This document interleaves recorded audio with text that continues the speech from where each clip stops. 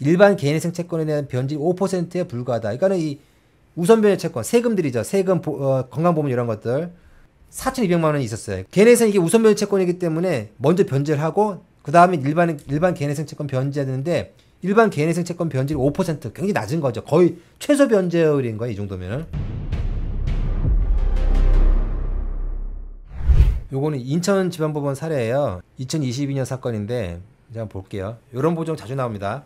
채무자의 경우 최근 취업하여 소득 분명하지 아니하고 채권자 목록상 채권들은 사업 운영하면서 부담한 조세, 보험료 채권이 대부분인 바 위 우선권 있는 채권들은 변제하고 나면 일반 개인회생 채권에 대한 변질 5%에 불과하다. 그러니까 이 우선 변제 채권, 세금들이죠. 세금, 건강보험 이런 것들 4,200만 원이 있었어요. 개인회생 이게 우선 변제 채권이기 때문에 먼저 변제를 하고 그 다음에 일반 개인회생 채권 변제해야 되는데 일반 개인회생 채권 변질이 5% 굉장히 낮은 거죠. 거의 최소 변제율인 거예요. 이 정도면은. 그러니까 불과한 바 소득의 정도나 소득의 안정성 여부, 변제율, 월 소득에 대한 객관적인 증빙자료 구비 여부, 혼인 여부 등 종합적으로 고려하고 우선 채권이 있는 경우, 아까 세금 등 있는 경우 일반 개인회생 채권자들의 이익을 위하여 우선 채권 변제 횟수의 2배로 총 변제 횟수를 정하고 있는 점.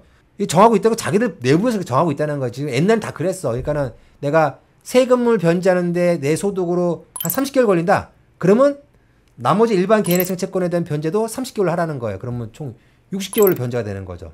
그러니까 세금 30개월 변제하면 일반 개인회생 채권도 30개월. 그래서 총 60개월로. 만약 세금을 20개월 변제하면 일반 개인회생 채권도 20개월. 총 40개월. 이렇게 하라는 게 대한민국 개인회생에서는 다 그렇게 했어요. 저만 빼고. 저만 빼고. 저는 그렇게 하지 않았어요. 저는 이렇게 했어요. 옛날부터. 일반 개인회생 채권자의 이익을 위해 우선 채권 변제 횟수의 2배로 총 변제 횟수를 정하고 있는 점 등을 고려할 때 생계비 등을 감소 적용할 수 있는 경우에 해당하므로 회생유연 실물 편람, 이거 있긴 있어. 이런 책이. 1인 가족 기준 중위소득의 40%로 생계비를 산정 바랍니다. 본항 미이행 시 기각 예정이. 협박. 딱 본항을 미이행할 때는 기각하겠다라고 이제 우리 제25 회생위원 어마어마하게 겁을 주셨어요. 원래는 개인회생은 법에 정한 최저 생계비는 기준 중위소득의 60%잖아요. 40% 하라는 거야. 일반 개인회생 채권에 대한 변제를 높이기 위해서. 자, 첫 번째. 회생위원께서 보전 공고하신 내용에 따라 40%의 생계비를 산정하는 가혹합니다. 40% 가혹하니까 55%. 65%는 양보했어. 예. 왜냐? 세금 변제한테 42개월이에요. 세금 변제. 세금이 42개월 변제니까는 좀 양보를 받으려면 그런 거. 어쨌거나 계속 읽어볼게요. 최근 취업과 소득이 분명하지 않다는 내용과 관련하여 소득신고 의무에 대한 조건부를 작성하였고 신고 의무 성실하겠다. 우리 소득을 의심하고 있단 말이에요. 법원에서. 그래서 우리가 조건부인가 할게. 그러니까는 매년 소득 신고할게. 라고 이제 먼저 치고 나갔고요. 일반 채권의 변제에 관련하여 최저 변제 계산법에 따라 계산할 경우 420만 원 이상의 변제를 하고 있으며 기준에 부합하다.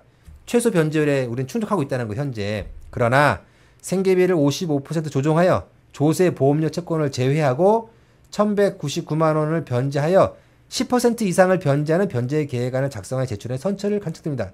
10% 이상. 그러니까 우리가 원래 일반 개인회생 채권에 변제 5%였는데 2배. 10% 변제하겠다.